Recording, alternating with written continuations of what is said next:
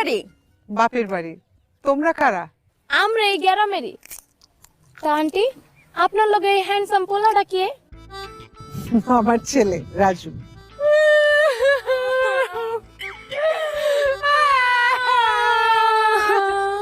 এ কি, তোমরা কাঁদছো কেন? আন্টি, 6 মাস আগে আমার স্বামী মরে গেছে। আমার জামাই দেখতে একদম হুবহু হের মতো, একদম হের মতো চেহারা। আরে দেখে আমার জামাইয়ের কথা মনে পড়ে। এখান থেকে ফালতু কথা শুনতে কেন? আসো।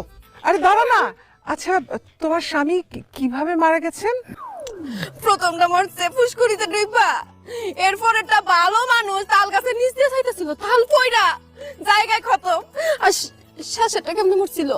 ওই যে বৃষ্টির দিনে বাইরে গেছিল। ও বৃষ্টির দিনে কত মানা করছি বাইরে যান না, গেছে টানা মরে মরে গেছে গা।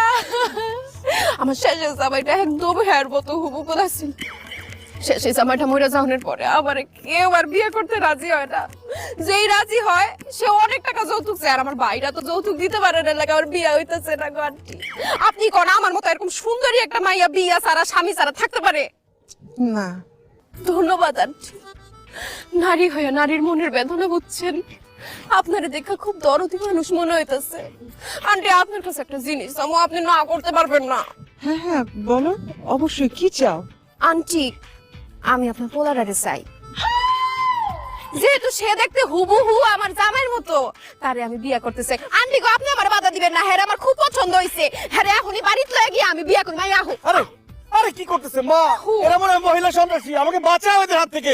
আরে তোমারে কেউ বাঁচাইতে পারবো না হ্যান্ডসাম, তোমারে এখনই বাড়িতে লয়ে বিয়ে করব। আমার বাপি কাজী। এই তুই আমারে ধর নাসিমা, আর আমি হারে ধরি। আরে মা, দাঁড়িয়ে আছো কেন? বাঁচাও! ও মা, কে কোথায় আছো? বাঁচাও!